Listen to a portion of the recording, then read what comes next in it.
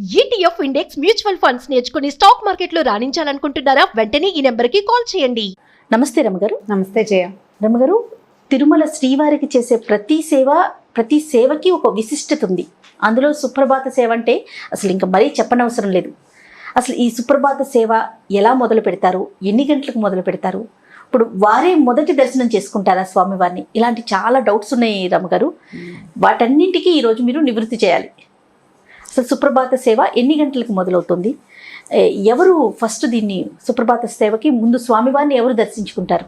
అంటే సుప్రభాత సేవ అంటే నిద్రలేపటం కదా, అంతేగా. అయితే 3:30 అలా అవుతుంది. 3 గంటల నుంచి మొదలు పెడతారు సుప్రభాత సేవ.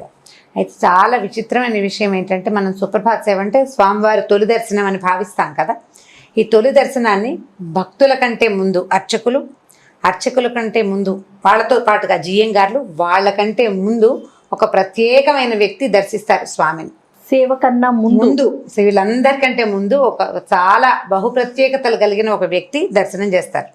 అయితే ఈ దర్శనం చేసే వ్యక్తి సాక్షాత్తు శ్రీవారిని మొట్టమొదట చూసిన వంశం వాడే అయి ఉండటమే ఇక్కడ విశిష్టత. శ్రీనివాసుడు అంటే మొట్టమొదటి వెంకటేశ్వర స్వామి భూలోకానికి వచ్చినప్పుడు ఆయన ఒక పుట్టలో ఉన్నారట. అవును, కొండ మీద, మనకు తెలిసిన కథ.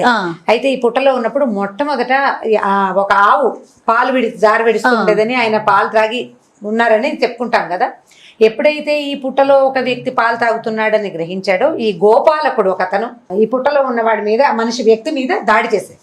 ఎవరో పాలు తాగేస్తున్నారని అనుమానంతో. అప్పుడు ఈ ఆవుని కొట్టబోతే ఆవుకి దెబ్బ తగులుతుందనే ఉద్దేశంతో స్వామివారే స్వయంగా పైకొచ్చి ఆ దెబ్బని కాశారని చెప్తాం. ఆ శ్రీనివాసుడు ఆయన స్వయం వ్యక్తంగా బయటికి వచ్చినప్పుడు ఎవరైతే ఏ గొల్లవాడైతే ఈయన్ని చూశారో అదే వంశానికి చెందిన వ్యక్తి మొట్టమొదట ఇవాళకి కూడా స్వామివారి దర్శనం చేస్తారని చెప్తారు. అంటే తరతరాలుగా అదే వంశం వాళ్ళని చెప్తారు. మరి ఆ వంశం వాళ్ళే అనే అనుకోవాలా అంటే, కలియుగ ఆరంభంలో జరిగింది కదా, వాళ్ళేనా, వాళ్ళకి సంబంధించిన వాళ్ళేనా అనే దాని మీద పెద్దగా విషయం తెలియదు, కానీ లోక సహజంగా చెప్పుకునే మాట అయితే ఇది. అయితే ఇట్లా సన్నిధిలో సేవ చేసే గొల్ల దర్శనం చేస్తాడు కాబట్టి అతన్ని సన్నిధి గొల్ల అంటారు. ఒకే కుటుంబం, ఆ కుటుంబం నుంచి ఉన్న వ్యక్తులే దర్శనం చేస్తారు, స్వామివారి దర్శనం చేస్తారు. అంటే ఈ బంగారు వాకిలి తలుపు తీసేది వారేనని చెప్తారనమాట. ఇది 3 గంటలు వెళ్ళట. ముందు రోజు అంటే రాత్రి 1 గంటకో ఎప్పుడో 12:30 అలా ఏకాంత సేవకి స్వామివారిని సేనమూర్తిని నిద్రింపజేస్తారు. తర్వాత 3 అయ్యేసరికల్లా అర్చకులు స్నానాలు అవి ముగించుకుని ఈ మన సన్నిధి గొల్లని ఆహ్వానిస్తారు గుడి తలుపులు తీయటానికి. అయితే ఆయన ఒక దివిటి పట్టుకుని, దీని మీద 2 పాఠాలు ఉన్నాయి.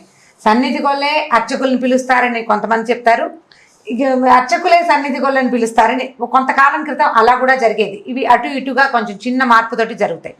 అయితే ఒక దివిటి పట్టుకుని ఈ సన్నిధి గొల్ల, అర్చక స్వాములు, తర్వాత జియర్లు, ఏకాంగులు, తర్వాత ఆచార్య పురుషులు, వీళ్ళందరూ కలిసి ఈ స్వామివారి దర్శనానికి అంటే దేవాలయం బయటికి మొదట గోపురం బయటకు చేరుతారు.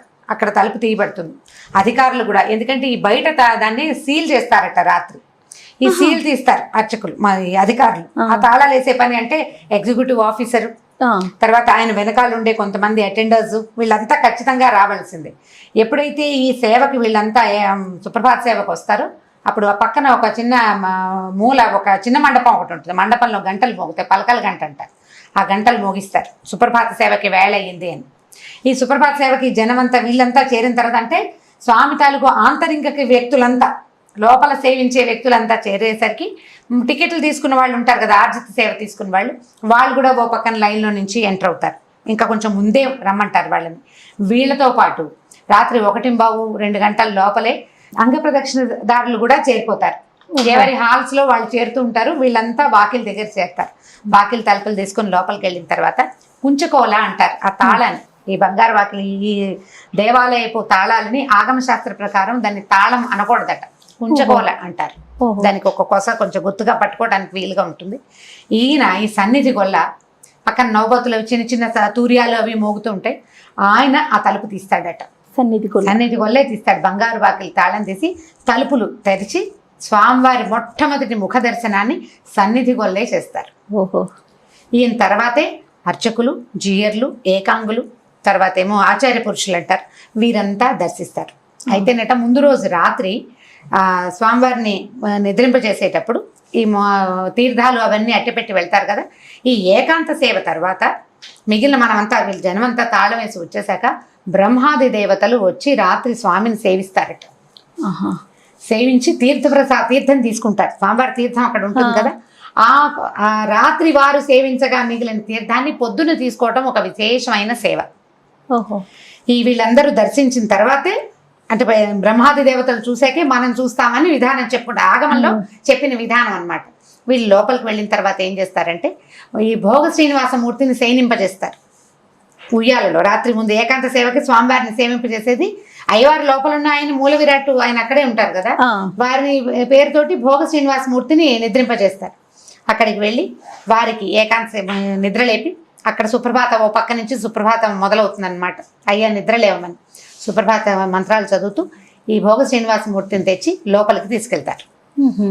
లోపలికి తీసుకెళ్ళి వారి స్వస్థలంలో వారిని స్థాపింపజేశాక స్వామికి పాలు, పంచదార, వెన్న 3 నైవేద్యం పెడతారట. పొద్దున్నే మొదటి నైవేద్యం అవే. ఈ రాత్రి కొన్ని ఇవి తీస్తారు, సడలింపు చేస్తారు కదా, ఆ మాలలు అవి సవరించి పచ్చకర్పూరాన్ని అద్ది ఒకసారి గడ్డం దగ్గర పచ్చకర్పూరం ఉంటుంది కదా, దాన్ని సరిచేసి ఈ పాలు, వెన్న, చక్కెర నైవేద్యం పెట్టి తాంబూలం ఇచ్చి రాత్రి మిగిల్చిన తీర్థాన్ని వీరు తీసుకుంటారు, స్వీకరిస్తారు. ఈ అర్చకులు, జీయర్లు వాళ్ళు తీసుకున్న తర్వాత ఆ స్వామిని ఈ సుప్రభాత సేవకి ఎవరైతే ఉద్యుక్తులై రెడీగా ఉన్నారో, అంటే ఆర్జిత సేవ తీసుకున్న వాళ్ళకి ఇస్తారు. విశ్వరూప సందర్శన సేవ అంటారు దాన్ని. మళ్ళీ అలంకారం చెయ్యరు, రాత్రి ఉన్న అలంకారంతో ఒక పచ్చకర్పూరాన్ని మాత్రం మళ్ళీ అద్దుతారు. పొద్దున్నే మొట్టమొదటికి ఆయనకి నైవేద్యం చేసిన ఈ పాలు, వెన్న అవి చేస్తారు కదా, పాలు, పంచదార, వెన్న సేవింపజేసి నైవేద్యం పెట్టి తాంబూలం ఇచ్చిన తర్వాత హారతి ఇచ్చి శఠారితం తీసుకుని ఆ దర్శనం, మొట్టమొదటి దర్శనాన్ని ఈ సుప్రభాత సేవ ఓ పక్కన సుప్రభాతాలు మోగుతూ ఉంటాయి. మన వెంకటేశ్వర సుప్రభాతం వినిపిస్తుంటుంది. సుప్రభాతము, స్తోత్రము, ప్రపత్తి, మంగళాశాసనము వరుసగా జరుగుతూ ఉంటాయి. ఆ జరుగుతూ ఉంటాయి. ఈ వీళ్ళంతా దర్శనం చేసుకుంటారు. ఈ లోపల అంగ ప్రదక్షిణాలు మొదలవుతాయి. వీరంతా సేవ అయిన తర్వాత అంగ ప్రదక్షిణదారులు కూడా వచ్చి స్వామిని సేవించుకుంటారు. ఇప్పుడు ఈ సుప్రభాత సేవ జరుగుతూ ఉండగానే ఈ విశ్వరూప సందర్శన సేవ అయిపోతుంది కదా, అంటే మొదటి దర్శనం. అక్కడి నుంచి దండలు అవి కొత్తగా మళ్ళీ వస్తాయి. గంటలు మోగిస్తూ ఒక వ్యక్తి వస్తుంటాడు, చిన్న అంటే మంగళ వాయిద్యం వస్తుంది. బుట్టల్లో, పెద్ద పెద్ద బుట్టల్లో మళ్ళీ స్వామివారికి మాలలు వస్తాయి. ఆ మాలలు అలంకరింపజేసి సుప్రభాత సేవకి, ఆర్జిత సేవకి ఎవరైతే బుక్ చేసుకున్నారో వాళ్ళకి ఆ దర్శనాన్ని కూడా ఇస్తారు. ఈ పువ్వులు అవి అలంకరిస్తారనమాట. అత్యద్భుతమైన దర్శనంగా ఈ విశ్వరూప సందర్శనాన్నే చెప్తారు. అంటే రాత్రి నిద్రించి ఆయనలో ఇంచే కదా ఈ భోగ శ్రీనివాసమూర్తిని తీసుకెళ్ళి పడుకోబెడతారు. ఆ సమయంలో బ్రహ్మాది దేవతలందరూ వచ్చి ఆ మూల విరాట్టుని సేవిస్తే ఏ రూపాన్నైతే వాళ్ళు చూశారో ఆ రూపాన్ని మనం చూస్తామన్నమాట. అదే సుప్రభాత సేవలో విశిష్టత. దీనికి 6 నెలల ముందే బుక్ చేసుకోవాలి. అవును. ఈ పక్క నుంచి వినపడుతుంటాయి. తెల్లవారుజామున 3:30, 3:30 అలా అవుతుంది. అసలు నిద్ర అన్నది రాదు జయ ఆ సేవలో. ఆ టైం మంచి నిద్ర సమయం, మానవులకి మంచి నిద్రా సమయం కదా. ఒక ప్రశాంతమైన వాతావరణం, మామూలు జనాల తోపుడు ఏముండదు, హైరాణగా ఉండదు. పెద్ద కంఠాలతోటి ఇది వినపడుతుంటుంది సుప్రభాతం. చాలా మందికి అర్థం కాదు కదా జయ, సంస్కృతం పైగా స్పీడు. అర్థం కాకపోయినా అందులో ఉన్న చదవటంలో ఉన్న మహత్యం ఏమిటో కానీ మనమే స్వయంగా స్వామిని నిద్రలేపుతున్న ఫీలింగ్ వస్తుంది మనకి. చేసి తీరవలసిన దర్శనాల్లో సుప్రభాత సేవ ఒకటి. అయితే ఇప్పుడు ఈ సన్నిధి గొల్లే ఈ స్వామిని చూస్తారని చెప్తామా, ఆయనకి ఈ తీర్థం అవి ఇస్తారు, ఆయన దారిని ఆయన వెళ్ళిపోతారు. మళ్ళీ రాత్రి వేళ కూడా ఈ తలుపులు మూసేటప్పుడు సన్నిధి గొల్ల ఉంటారట. ముత్యాల హారతి అది అయిన తర్వాత ప్రతిరోజు సన్నిధి గొల్లే స్వామివారి తొలి దర్శనం చేసుకుంటారు. ఆ జాతి చేసుకున్న పుణ్యం ఏమిటో, ఆయన ఎట్లా ఎందుకు వాళ్ళని ఆ రకంగా అనుగ్రహించాడో మనకి అర్థమే కాదు. ఎందుకంటే మన దీనికి ముందు అవతారమైనటువంటి, అంటే వెంకటేశ్వర స్వామి గారు రావడానికి ముందు విష్ణుమూర్తి కృష్ణావతారం ఎత్తారు. కృష్ణావతారంలో ఆయన యదువంశంలోనే జన్మించారు. మరి ఆ యదువంశం మీద ఉన్న ప్రీతితోటి కలియుగంలో కూడా వాళ్ళతోటే మమేకంగా ఉండాలని స్వామి అనుకున్నాడేమోనని అనిపిస్తుంది. ఇక అంతమంది ఉండి అందరూ మంత్రాలు, అర్చనలు జరపగలిగిన వాళ్ళు, ఎంతో చదువుకున్న వాళ్ళు, 4000 ఏకంగా చదివి స్వామిని ప్రత్యక్షం చేసుకోగలిగిన వాళ్ళు ఉన్నా కూడా ఆయన మాత్రం ఈ సన్నిధి గొల్లకే ప్రథమ దర్శనం ఇచ్చారు. ఎప్పుడు ప్రతిరోజు ప్రతి సమయంలోనూ అసలు వాళ్ళ నుంచి పక్కకి లేడనమాట ఆయన. మొట్టమొదట శ్రీనివాస స్వామిని అతనే చూశాడు, ఆ వంశం వాళ్ళే చూశారు. ఇప్పటికీ కూడా వాళ్ళకే తొలి దర్శనం, వాళ్ళే ఆ తలుపు తీయాలని పెట్టారు. అయితే ఎట్లా చెప్తారంటే ఈ రామానుజులు ఈ తిరుమలని మిరాసి వ్యవస్థలు అవి ఏర్పరిచినప్పుడు 12వ శతాబ్దంలో స్వామివారి తాలూకు వీటినంటే ఆలయ సంరక్షణ, తర్వాత వంటశాల, తర్వాత భోగాలు అంటే స్వామికి జరిపే కైంకర్యాలు ఇట్లా సెపరేట్ చేశారు, ఏ భాగానికి ఆ భాగం. ఈ విభాగాన్ని వీళ్ళు చూడాలి అని ఏర్పరిచారట. అట్లా ఆలయ రక్షణ వ్యవస్థని గొల్లలకు అప్పచెప్పారని చెప్తారు. ఓహో. ఆ దాంట్లో భాగంగానే ఇట్లా సన్నిధి గొల్లే తాళం వేసి తాళం తీసే వ్యవస్థ వచ్చిందని అంటారు. అట్లా ఆ రకంగా వచ్చినా కూడా ఎవరైతే శ్రీనివాసుని మొదట చూశాడో అతడే ఇప్పటికీ కూడా చూడడం అనేది విశేషమైన సేవ కదా. ఆ రకంగా మొట్టమొదట ఆయన చూసిన తర్వాతే జీయర్లు మిగిలిన వాళ్ళంతా దర్శనం చేసుకుంటారు.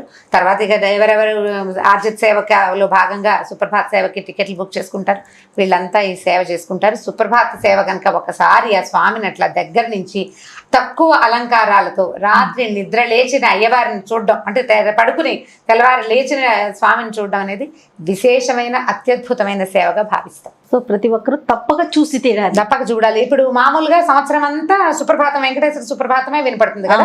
ఒక మార్గశిర మాసంలో అంటే మార్గళి మొదలైన తర్వాత ధనుర్మాసం అంటాం కదా మనం, ధనుర్మాసంలో మాత్రం గోదాదేవి పాడిన తిరుపావై తోటి స్వామికి నిద్ర లేపుతారు. ఆ నెల రోజులు తిరుపావయ్య. మిగిలిన సంవత్సరం అంతా పిబి అಣ್ಣన్ అంటారు, ప్రతివాద భయంకర అಣ್ಣన్ వారు రచించిన సుప్రభాతం. మరి మన వెంకటేశ్వర సుప్రభాతం వింటుంటాం కదా, ఆ స్తోత్రంతో నిద్రలేస్తారు. ఈ ఒక్క మార్గశిర మాసంలో ఉన్న మార్గళి ధనుర్మాస సేవకి మాత్రమే గోదాదేవి చేసినటువంటి తిరుపావై తోటి చేస్తారట. మొత్తం మిగిలిన 11 నెలలు మాత్రం ఇదే. నమస్తే రమ్మగారు. నమస్తే. ఈ వీడియో కనుక మీకు నచ్చినట్లయితే లైక్ చేయండి, షేర్ చేయండి. మరిన్ని వీడియోస్ కోసం మా ఛానల్ని సబ్స్క్రైబ్ చేసుకోండి.